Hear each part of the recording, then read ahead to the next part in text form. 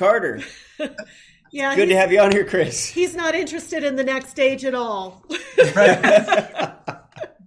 We all took a pay cut to get him in here. Exactly. Oh, my.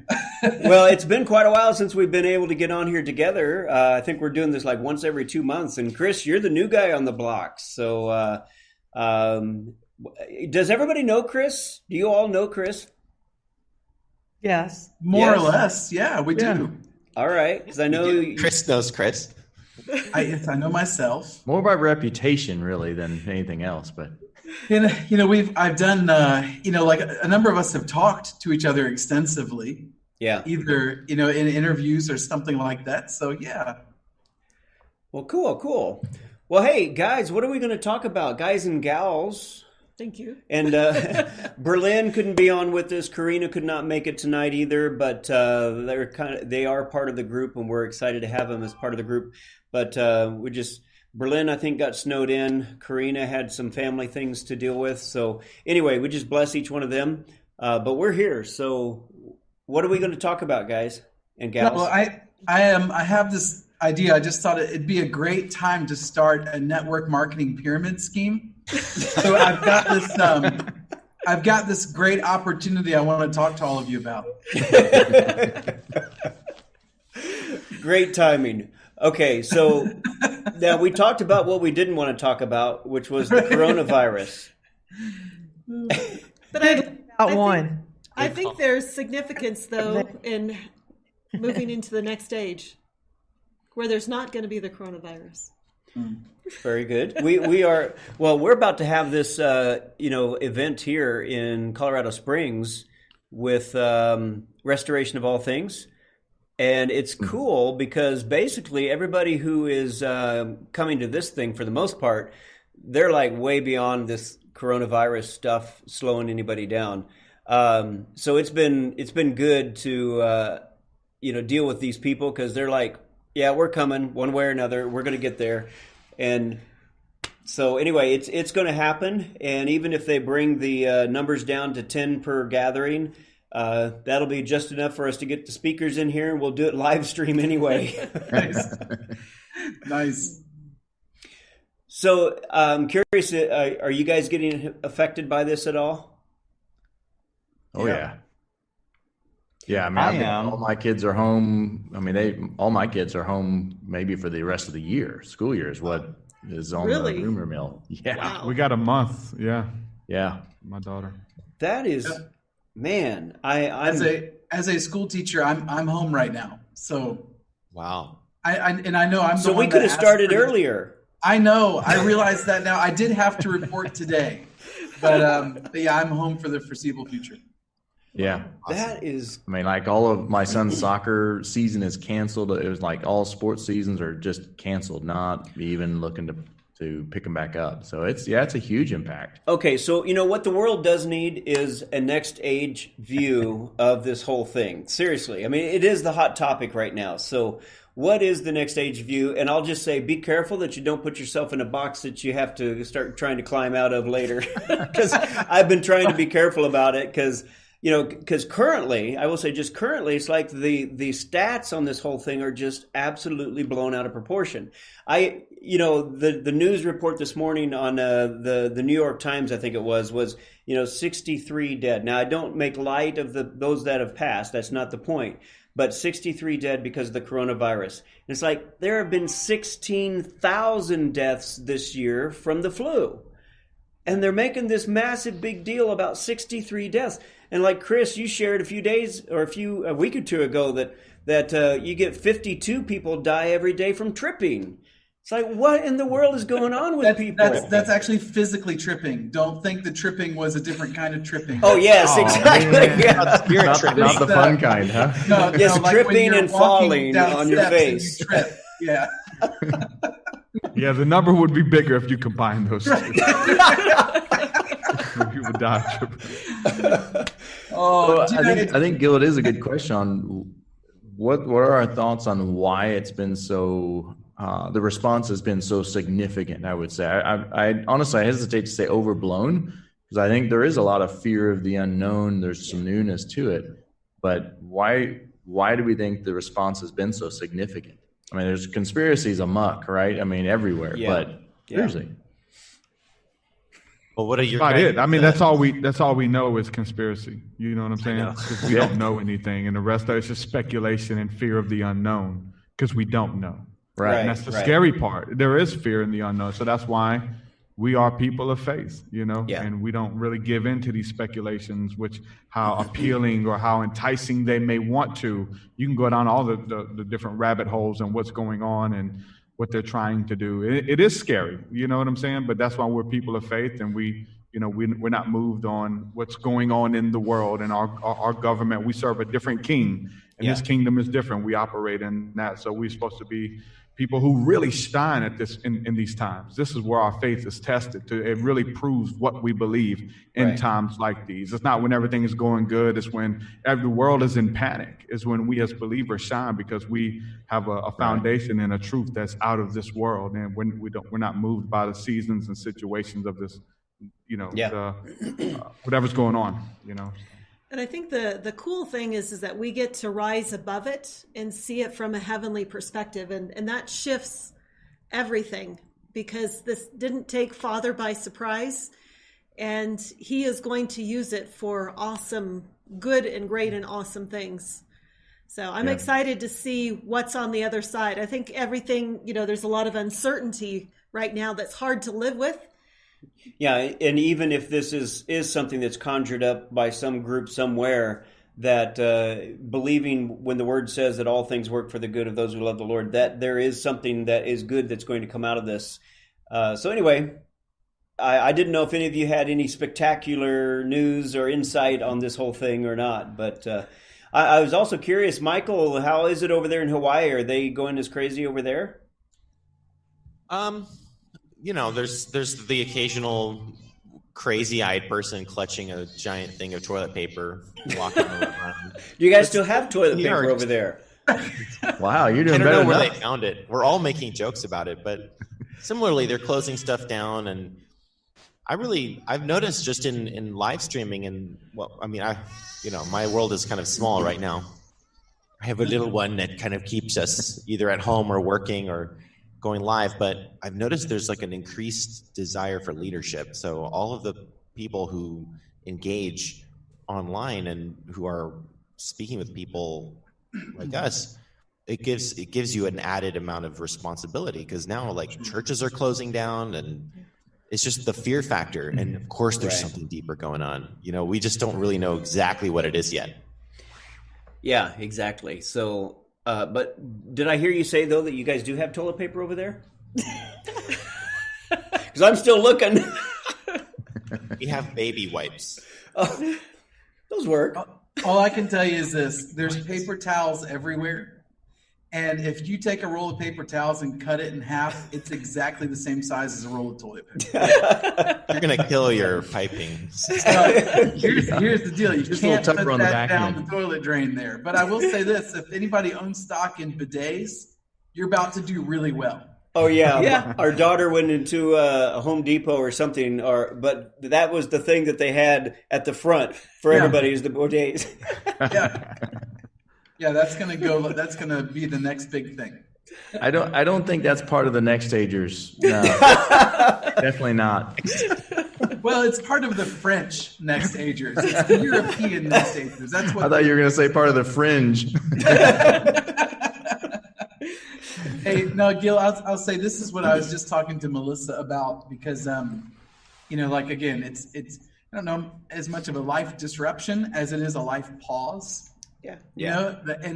I think that we were just talking and we were like, we want to use this time the best that we could possibly do it. Like we would love to come out of this experience whenever that is and think not only did we gain so much life as a family, and not only did we get connected to the ground underneath our feet, if you can't travel everywhere or do all the things you wanted to do, there's still that ground underneath your feet. And we really felt like this is a time to plan for the future. Instead of take on that curse of, things are ending, things will recede, things will do all these things. We just started thinking, what if this is the moment to really go to the Lord and go, what dreams should we have, for later this year, so that when you say go, we hit the ground running so fast, because we took the time when there was this pause to come up with those ideas and detail them out and dream them out really in a detailed enough way that as soon as you're ready to say go, you've got it all worked out and you're ready to go. So that's kind of where our focus was just this afternoon was, let's take this time and dream. Like, what are the things we want to do, and what are the things we feel like God's calling us to do, so that we have this really victorious mindset, like going into the rest of this year. That's what I want to say, so that I don't pigeon myself in that hole that you were talking about, Gil. Right. And I have to crawl out of later. Yeah. I think that's so good. And I think all of us probably could use a little bit of a sabbatical. Right. I know we've been running really hard, and I'm like, yes, quarantine me. That's what all the introverts say. Exactly. Introverts are like, I have prayed for this. I've been asking God for this to happen. I just need my introvert time. So as next-agers, one of the things that we are doing and that we're operating in is hopefully a whole new level of understanding of who we are. And so as we walk in this new level of understanding who we are, and we're all at different places, so there's no judgment, condemnation, or comparison or anything like that. But as we're walking in this newness and understanding of our existence in God, what are some things that you are noticing or that you're able to operate in as we're moving through this little season here with everything shutting down and all that? How is it making a difference in your life? I guess that's probably the bottom line. How is operating at this different level affecting you in this season? Anybody? Yeah, it's a good question. Live by faith. Well, the response Go, is Daniel. Go. living by faith, and just getting that Sabbath rest too, to work on, hey, what has God already said to you? Now it's time we can take that time to focus on it. My wife is like, hey, we have time in the mornings, we're not rushing to get anywhere, let's do some devotions with our kids and like start developing that habit. And so even this morning I was praying with, or talking with my daughter, and we're reading 1 John together and talking about it, and we're having some spiritual conversations. Give me some time too to finish my book. I've got this book I'm working on called The Christian Mystic. That's been fun, and actually the first 4 chapters are a free download now, so for people to check out. Very good. Yeah. I don't think we're exempt. You know what I'm saying? I think it's just kind of the fundamentals, and making sure, like, we just had the TV on. I was watching just daytime TV. Like, that's a form of escapism, Dr. Phil or something. And then the news comes on, and it's like, hold on, turn that off, man. It's just redundant. It's just more and more. Hold on, it's just on in the background, and it was like, hold on, why is this on? I gotta make sure I'm turning this stuff off, because the fear and it'll pull you if you let it, and so I think just this, we're not exempt from it just because we do operate at a higher perspective. It's easy to get pulled back down into it, and the panic and fear, especially there's a lot of us who have studied conspiracies and things like that over the years, and there's so many more, even on Facebook. Like, I don't even talking about taking like a rest. Like, I think it's sometimes even good to unplug from social media, because so many fear-based conspiracy theories that are from people who you would never have suspected to post or share or look into or promote.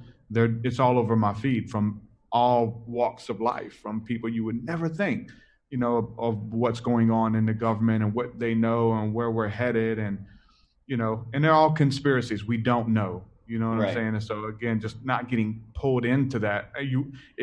It's entertaining. It's a form of entertainment. It's a form of escapism. So to like consciously tell yourself, no, don't go there, man. Don't go there. Do something else. Get into scripture, get in the word, create something beautiful, bring some hope to the situation. That's what we're supposed to do. That's what we're anointed to do, and the world isn't. and we're seeing that even in the church realm, right? There's so many church people who are giving into that as well, so should be some kind of separation, or even calling those people up higher. There's a lot of people still say, hey, don't give in to fear. Don't give in to the fear. And they're kind of vigilant about it. And then they'll post the fear status, It's like just weird kind of like spiritual warfare and what you're feeding your mind and things like that as well. Well, I found it interesting that this past yesterday, we had our biggest group here in Colorado Springs ever. Yeah. And, for me, it was a little bit of a testimony to the faith that we walk in. We don't want to be foolish. We don't want to be ignorant. I still wash my hands and so on, I hope so. At least once a week. And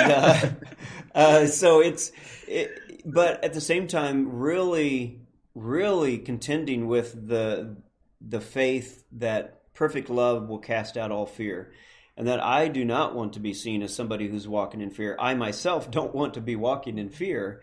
So, I feel like I've done a pretty good job. I mean, I'm not going to go stand in front of a truck and see if it hits me, if it's doing 50 miles an hour down the road. So, I mean, you got all this spectrum of well, do we just stay in our houses and don't go anywhere? Well, that's what they're trying to get us to do. And there may be some wisdom in that. But at the same time, I'm still going to the gym. I really do believe that in these last years, I have been able to even level up my immune system just with my belief system. And it really has made a significant difference. And so I'm not afraid of it. I think that thing that we fear will come upon us. And so we open up the door when we agree with it. And so when we agree with fear, and fear is carrying something, then it's just got an open door to come and land on us. So, I just want to encourage people to continue to have faith and to believe, but don't expose yourself where you don't really need to, or where you don't have a faith or a level, of I don't know what I'm trying to say, but a level of faith that would keep you from getting it. It's ask the Father. Yeah. Being in tune with Him. The staying in the house for an introvert's great, but I think even getting out in nature is a healing place. Just don't do it in groups of more than 10. But I think for me, the unsettling part of this is just the disruption to our routine. And I think maybe that's part of what God is speaking, is wake up, because we get so used to our schedules and our appointments and what we've got to do next. But being able to go, okay, I've got to hold things loosely, because tomorrow my reality might be different, than it is today. Yeah. Yeah, I think that's a big piece of it, holding things loosely, because it is easy to grab hold of it and not want to let go. And I think this is one of those times where we can hold it. We're having to hold things loosely, which is good. And I think for me, it's, gosh, honestly, living kind of as a next ager pushing forward, it's such an interesting place for me, because on one hand, man, I'm closer to the Father than I ever have been. There's a deeper intimacy, but it's also like He's not allowing me to get away with as much as I used to personally, as far as just, I posted on Facebook, this has been kind of a rough week as far as family wise and those things. And I overreacted to a situation and lost my cool and said, things I had to go back and apologize. And whereas before it would have still been a big deal, but it wouldn't have created such an issue. I mean, it hurt my spirit. It's like, wait a minute, that isn't who I am. It's not acceptable. And so I think for me, on one hand, I love it, but on the other hand, it is more challenging, because it's like, not that the Lord forces you to do the deeper work, but it's like, that's also where He's directing, at least me, and I know many of us have talked about it, that it's going through and it's healing from, things that are deep. And so the deeper work is much more difficult, honestly. But at the same time, there's awesome freedom. And so, I honestly, I found myself in the space just 3 or 4 days ago where it's like, man, I'm ready to be done with it all. There's a lot of pain, there's a lot of frustration, a lot of suffering. And then I got into that just a little bit. And then all of a sudden it's like the Lord brought me back, and I got into prayer with him and went into the garden. It's like he brought me back into, okay, it's good to recognize the feelings of it. Now let's go deal with that. Now let's work through and do the inner work. And so it is, I love it, and it's awesome. But I would say for myself, and I think for many of us, and even people moving into it, sometimes it's really difficult work. And I want to just say that because it's easy for all of us, and myself included, to be like, man, it's awesome, get to hang out with Jesus, and we do. But then at the same time, he pushes us to go deeper into him and deal with things that, man, honestly, I don't want to deal with. Honestly, it's much easier to avoid and much easier to just, write it off. And I think as new next-agers and sons of the King and daughter of the King, it's like, he's like, that's not who you are. You can't continue with those character deals. I want more freedom. I want you closer into my heart. And so I think, like I said, for me, it's been a deep inner working, week, and really for a while now, the last couple of months, and Lord's been surfacing some of those things I don't want to deal with, but he's like, come on, son, we're going to keep doing this. Yeah. And so I want to kind of throw that out there, because I think it is too easy to only see the good stuff. And I know every one of you guys have talked about this, but it's the deeper work and pushing through that when that's the last thing you want to do. You want to give up and be done. That's where we begin to truly see the next level, the next-agers as sons and daughters, what that begins to look like. And to be honest, I think that's why a lot aren't actually doing it as deeply, because there's times it's not fun and it's hard. But the reward is so incredible on the other side of that. So, yeah, Martin, I just wanted to thank you for bringing the conversation so deep. Yeah. Thank you. And I want to commentate on it just for briefly, just some of the stuff I've been experiencing. Like even for my namesake, Daniel. In the book of Daniel, he confessed on the behalf of his people. Like there was this whole wake of souls, that he was bringing to the table of grace and forgiveness and restoration, however that, and we get to do the same. And, Jesus came to save evil spirits. We were all one at one point, and so it's just really brilliant. That's kind of been on my radar lately about like what's going on in the spiritual realm. Me and you, Martin, we interviewed about it. We had on Sozo Talk Radio, we talked about that, where you descended into hell and you preached to these spirits in prison. Yeah. And I was one of those spirits in prison. I was one of those spirits in prison, and I heard, and I was glad to be out of there. And so Jesus' words about declaring freedom for the prisoners and for the captives. Why are you there? Are you the perpetrator or the perpetrated upon? You're both released. This is the time for freedom. And that's what these transitioning into a next age is all about. We're coming into a next stage of a jubilee, release for the prisoners and for the captives, on a grand scale. This is a great awakening we're coming into. Yes. Awesome. And it's about, it's maturity, right? I mean, that's the Father's maturing us. And I think that's part of the issue is, man, sometimes I think I'm mature enough and then all of a sudden something serves like, crap, man, I gotta go back and do that. So, but I think again, that is a piece of it. And I think honestly, that's why I appreciate, you all in this group so much, because it's like when you don't have folks that have really gone through that or value that, man, you're like, I'm done. I don't want to do this anymore.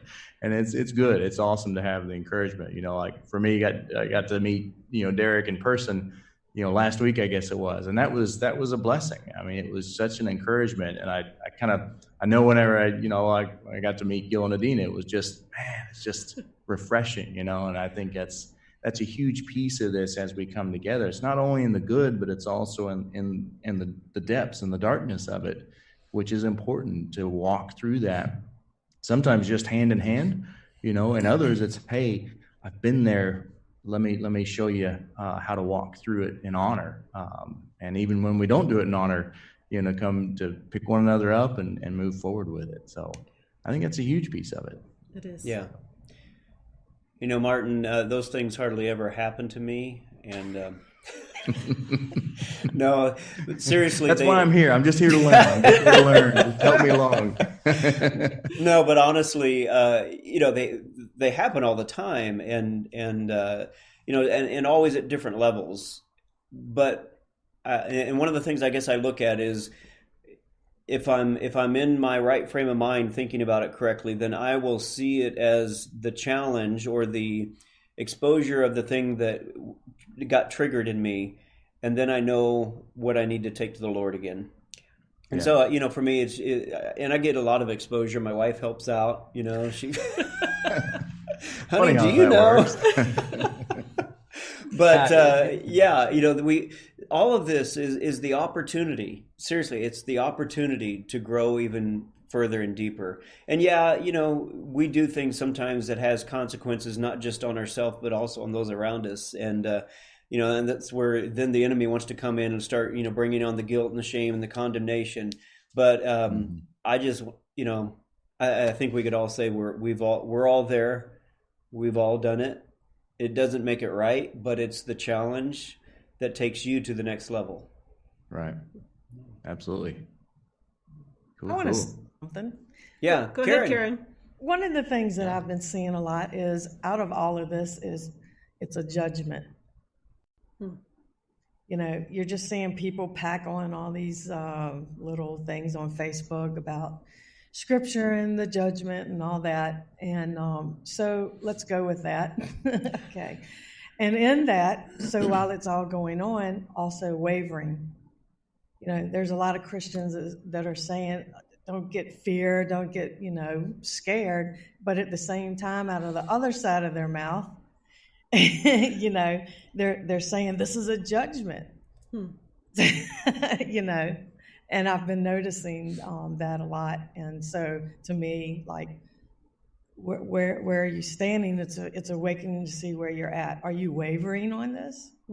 Are you fear or because of the judgment? If you think it's a judgment, Yeah, if I could weigh in on that. I was just talking with somebody recently about how the Greek word for judgment in scriptures is kalassis, and it's always a redemptive judgment, whatever it may be. It's God's intention for anything that comes our way that might be difficult for us in the moment is a disciplining to what end? Because we're his sons. And to bring about redemption, reconciliation, restoration. All those ideas are built into that Greek word kalassis. Anytime judgment is paired with the word God, it's that kind of judgment. And even the wrath of God, if you look at it in Romans 1, it's I'll let you go and find out what that's all about and the consequences thereof, and we learn obedience through what we suffer. And that's a scriptural prophecy about us and the Christ life within us. That Christ is being formed in us, but it's going to take some hard, difficult sufferings, perhaps. Most times it does, for us to learn obedience to love, as all that's not of love's kind is purged out of us. And that's kind of been a journey that I've been on. That's one of the themes. That's one of the revelations of this next Great Awakening, is about that and issues of hell and what that's all about and things like that. I know, Gil, you've talked about it on your show, and others have as well. And just to add a little bit to that, the Hebraic understanding of judgment, I was talking with Dr. Yana Sanders, and she was saying that the whole perspective of judgment from the Hebrew position is like a physician gives you a judgment, of something that's wrong, but the reason he's giving it to you is to bring the solution so you can get well. And so again, there's so many of these paradigm shifts, and I believe this is what it is about moving into the next age, is it's a whole different way of looking at everything. And, just... It is a transformation and a transfiguration of our minds. But I'm being challenged even in this idea that it's, I've said this many times, that our mind needs to be transformed before our bodies will be transformed. But I'm even being challenged on that it's our spirit, soul, and body that, or mind, that are being transformed together. Yeah. And that we need to stop this separation of the three. They are individual, but they are meant to be one together.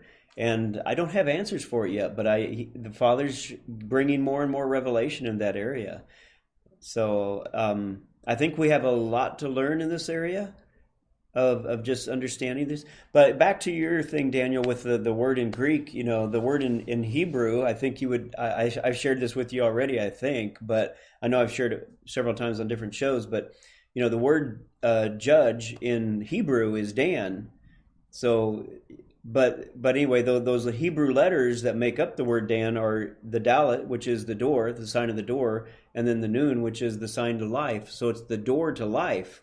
And the church has kind of twisted the whole idea of judgment and kind of just flipped it on its head to where what was initially the initial intent for it was that this would be something that would bring us that abundant life. That when we are judged, it's taking out of us the things that don't belong there, that keep us separated from, walking closer with the Lord. And it's a purifying process that, so I mean, I guess you could easily get it mixed up with hellfire and brimstone and all that, because it does remove stuff from us so that we can walk in more abundance with the Father. But judgment, that's why you hear a lot of people saying, "Judge me, Lord, judge me." Seriously, judge me and get out of the way anything that's keeping me from getting closer to you. I think the traditional church, there's like these two polar opposites where it's either God is judging, God is judging, God is judging. And then you have the other extreme of God never judges. He never brings any calamity. He never, and it's like if you read scripture, at face value, it's very clearly there. He creates, chaos. He creates calamity. And, if we understand it in the context of love, reframing everything in love, then we can embrace that. It's okay. Instead of these two Polar different opposites. camps. Yeah. It's really a time too right now, like to find out who means business with God and who isn't in it just because, God's going to prosper me and whatever, I can get away with anything. Like there is a sense where, our country, for those who are Americans, like this is a country that is responsible for just millions and millions of aborted babies and is introducing all kinds of legislation that's really not very godly. And I was in Taiwan for 10 years looking at America back during the Obama administration, just thinking like, holy crap, like they're just begging for judgment, like everything, the fake church system. And then when I found out about you guys, the mystic Christian communities and the fringe Christian, it was like, okay, no, there's an awakening happening. And now I think there's actually a repentance overall in America. There's like a drawing back to what our country is all about and what church is all about too. And that's what you guys are doing with Kingdom Talks and Daniel and Chris and Truth Sika and Karen and Martin, all you guys and many others who aren't here. But it's like, this really represents something. I mean, heck, even Justin Abraham talked about this. It's like changing the universe. No, but seriously, it's like, this is, in many ways, it's not just like Alcoholics Anonymous, like, hi, I'm Michael Basham and I live stream a lot. It's like we're actually doing this because we sense there's a need and there's a hunger to know more about those out there things, that Derek's getting into, that Chris is talking about, and we're hungry for more of reality. So I look at this time as like, if we can just kind of clear out all the confusion and fear and like people who are nervously saying, "No, I'm not afraid. Don't be afraid." Like actually look at what God is doing right now. I bet you there's a lot of goodies going on in heaven because everybody's distracted. So like zoom out and look at the big picture. Like, yes, God's judging in some way. There's definitely judgment for people doing obscenely bad things. But then there's also for the church, I think this is our chance. This is the moment to cash in so to speak. You could do it physically in the stock market, cash in there right now, real estate, or I mean, also in the spirit in heaven, there's got to be just like pennies for the dollar of New Jerusalem real estate going on. So I love that. That's how I look at it. Chris, do you have any idea what the heavens are saying as far as like where we are astrologically in the times right now? Or do you follow along with any of that?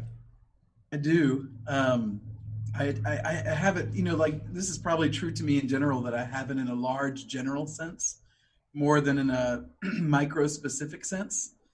I will say that I think that this spring is really important. And I think that there is certainly, whatever God is celebrating, the enemy is celebrating the opposite. Mm-hmm. And so I think God is very ready to celebrate a spring. And I think the enemy is trying to do everything possible to pretend that spring won't happen this year. So all of our markers for spring are being taken away. But I think that, again, I think we would all agree, even those markers that we had are probably not great markers, right? So I think maybe there are some new markers that God wants to bring in for us to celebrate springtime together. So, you have a spring equinox, which is how we even determine what age we're in astronomically. And that's just March 21st. How many days away is that from right now? I don't even know what today's date is. It's the 16th. Yeah. Yeah, okay, so 5 days from now is the spring equinox. And so I have this kind of internal feeling of, I think someone's trying to squash that celebration a bit, but of course God will always get the last laugh.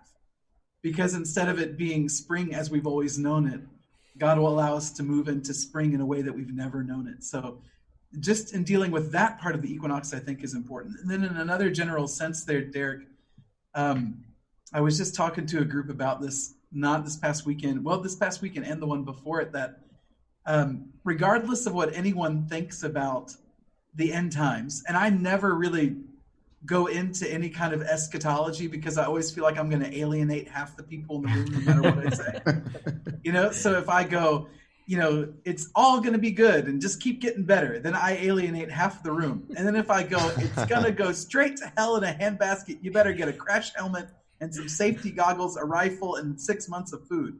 Well, then the other half of the room and all the Mormons will be really happy, And so I'm just going to alienate half the room. So I never really do it. I am very fond, as many of you know, of an unidentified prophetic voice in one Mr. Owen Barfield and C.S. Lewis for that matter. I really do believe them to be prophets. And Barfield felt like a crash was coming simply because our technology, our science is so out of control that all it does is accelerate us.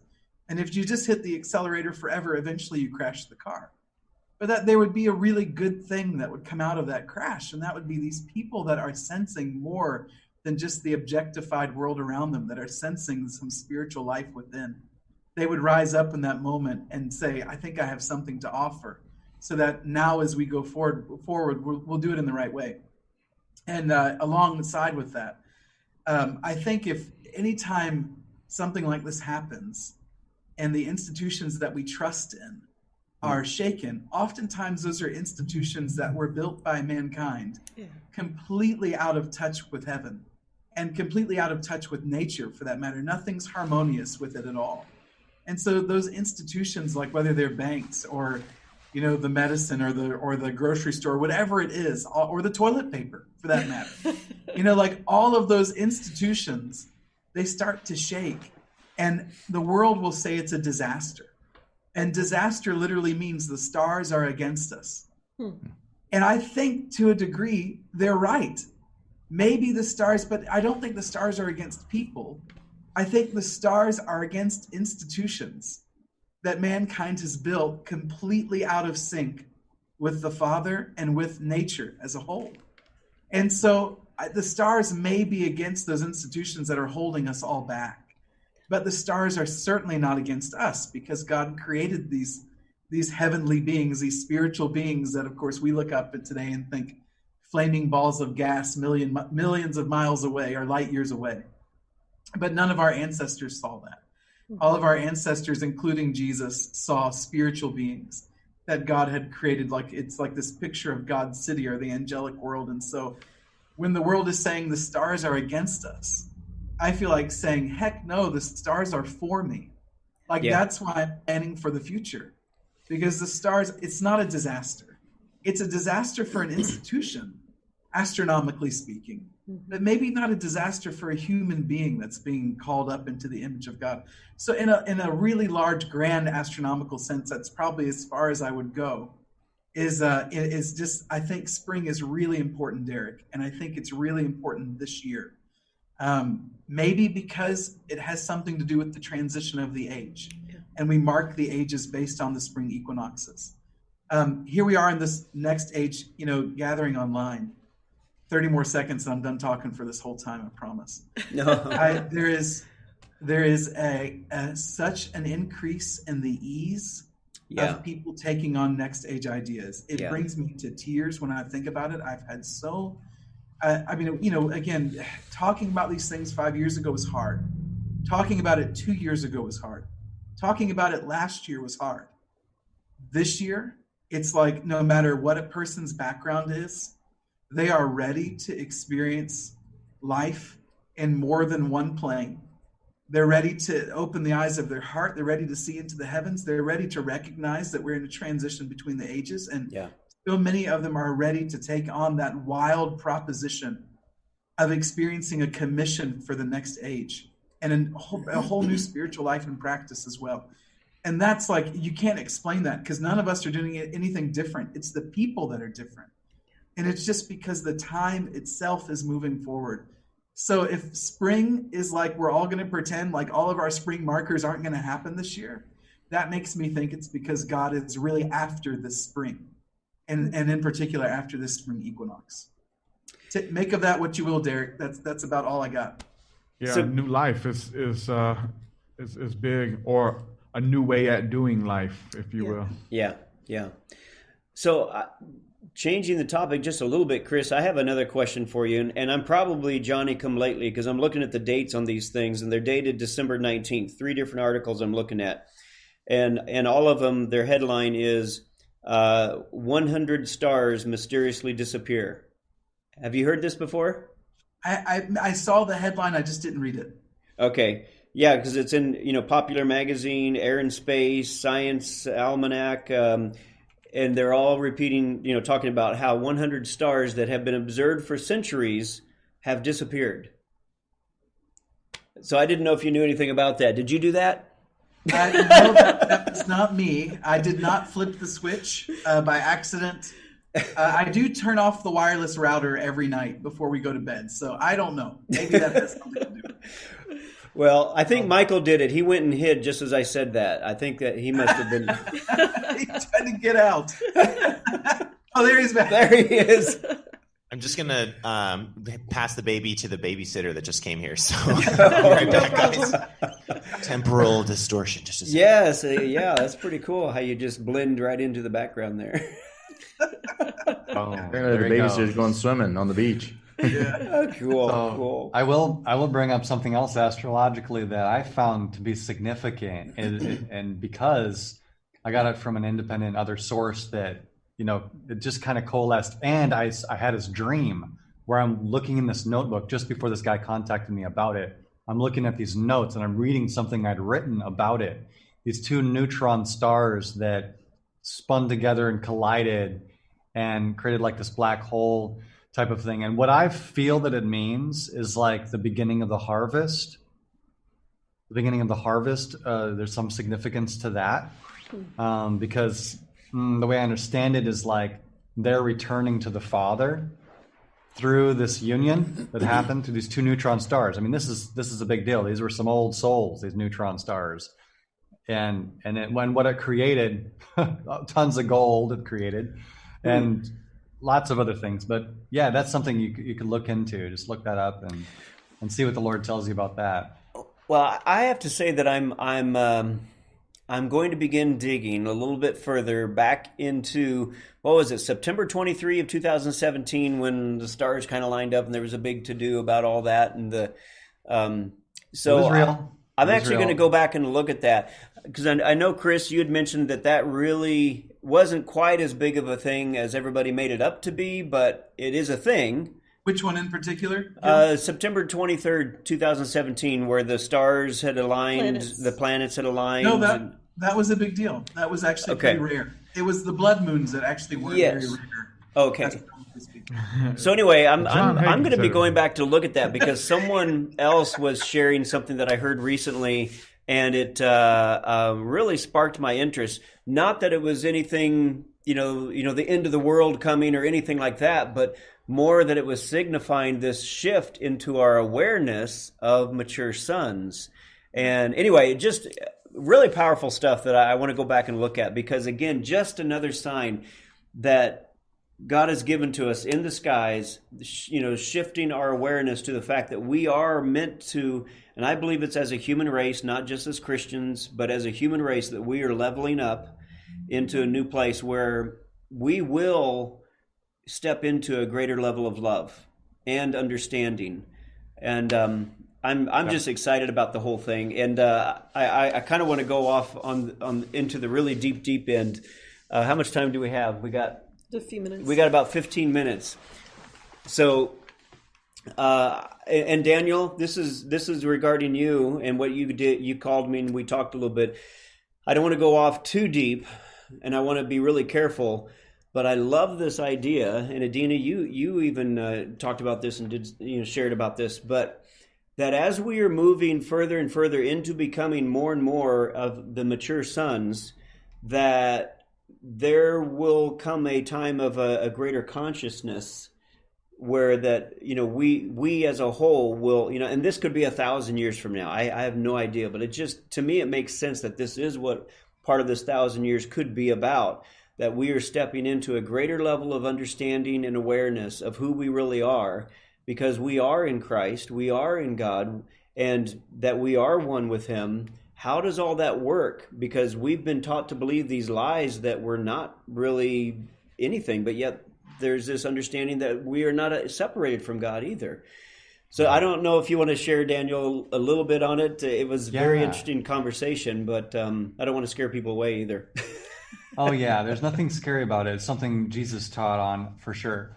Maybe it would scare some people, sure. I think it would, because what it does is it threatens our own sense of separation, our own ego, and all these things we've believed about ourselves. Like, you are not your thoughts. You're not your beliefs. What am I then? People get freaked out by that. Like, what am I really? But you're in good hands when you're in the care of your good shepherd who laid down his life for you, who is the anchor for your soul. And you can trust him. You can let him explode you into a billion pieces. He'll patch you right back together. He's a faithful creator who's loving toward all he has made. And so for being a partaker of the divine nature, what is the stipulations on that verse? It's based on the promises of God. This is his promise. You're a partaker of the divine nature, and it's really quite brilliant. There's something else I wanted to touch on. My train of thought just fell apart, and the train just collapsed into a lake. Well, I'd be curious if anybody else has it, and if your thought returns to you, then go ahead. But just curious if anybody else has a line of thought, if you caught on where we were going. Well, Michael? Based off what Daniel was just saying, I've been delving into the super soldier stuff again. It's just there's a lot of new people, not a lot of new voices, and it gets into the new age. And they're extremely dark. You talk about MK Ultra, and it's declassified, but basically separating people's personalities through torture. Well, Jesus was shattered for us; he was broken for us, and all of us are able to partake of the kingdom through his broken bread, and his blood.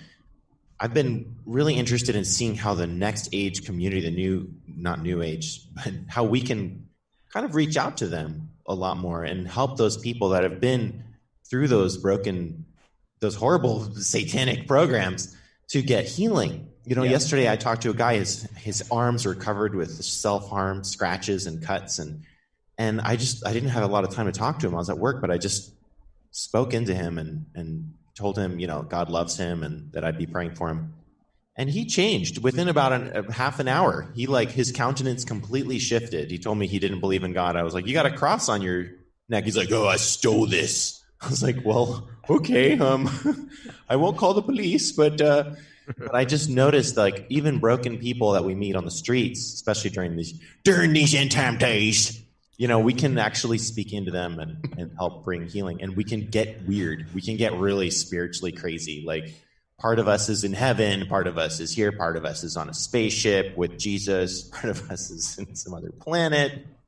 Ian Clayton's getting really bizarre recently, and he's like slipped out a few times. Like, yeah, you can coexist on another planet, another body, anyway, changing the subject, and you're like, what?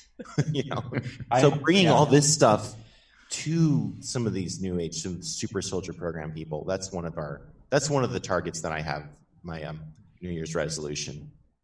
Yeah, I happen to know what Ian Clayton's talking about, and there's another term that it's a Sanskrit term called the Akashic Records, but it's relational too, and the Akashic Records is basically saying the mind of Christ. It's the upload of every single life that's ever been lived to the divine consciousness, and it's actually how Christ experientially knows and has a depth of wisdom, because we offered our lives to him. We're part of that. We're part of that intel. We're on a mission. We submit it to the Lord. And so the Akashic Records is what, it's all these other lives.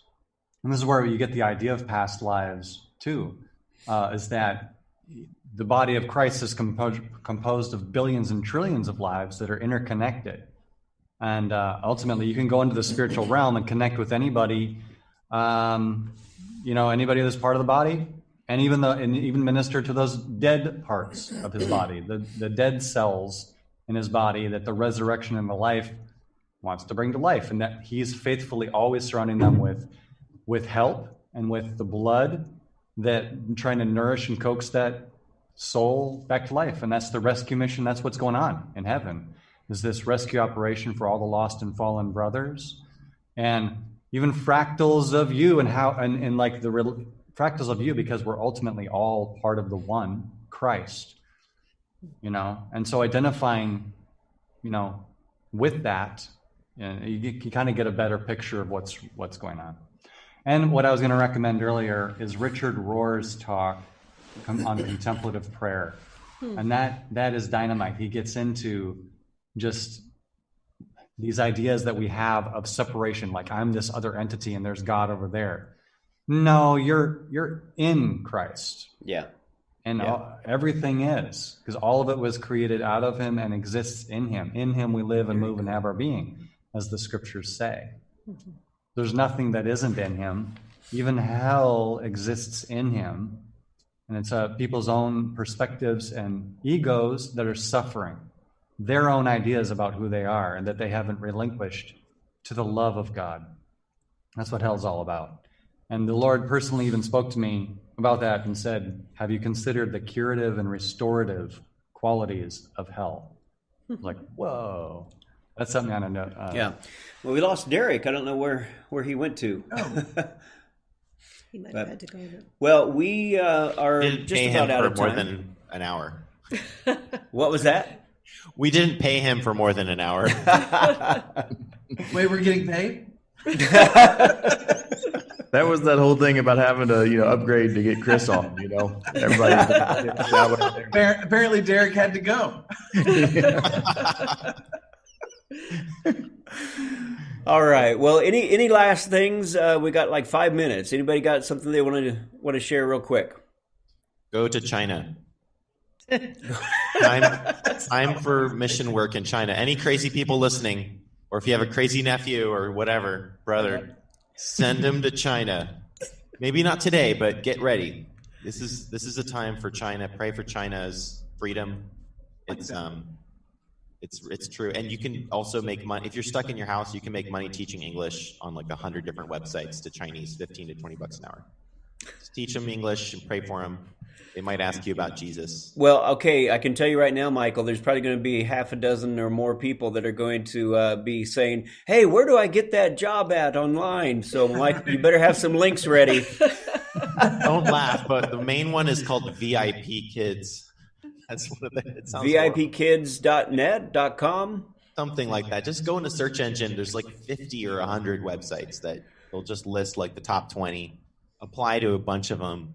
They're desperate for teachers. Trust me. There's going to be a million kids that are stuck at home, and their parents want their kids to learn English, and just have a lot of patience, have a lot of love. But this might be a chance to actually reach out and start pouring into the Chinese. Awesome. That's a great idea. Yeah, seriously. And I hope people have hung out long enough to hear the end of this so that they could get that bit of news. You might want to send me some links so we can put them into the notes and so forth. Yeah, sure. That'd be good. Yeah. All right. Anything else, guys and gals? Wash your hands. Yes. Wash your hands. Wash your hands, you sinners. Gosh, Daniel. Stop it. I think the main takeaway we want to have is hope, joy, love, encouragement for what is ahead, because it's going to be awesome and amazing. And I think that people watching this will realize that all 8 of us that have been on here, we don't all believe the same. You know, we're in different places, but yet we get on here and have a good time in our love and friendship, because love is number one. And we can still have conversations and talk about things, and we'll continue to do so. So, and I encourage everyone to find the place where love begins to cast out all the fear, and that you can love others around you, no matter what they believe. And I know some certain things have made some certain changes in our certain lives. We're going to have a conference on it this weekend.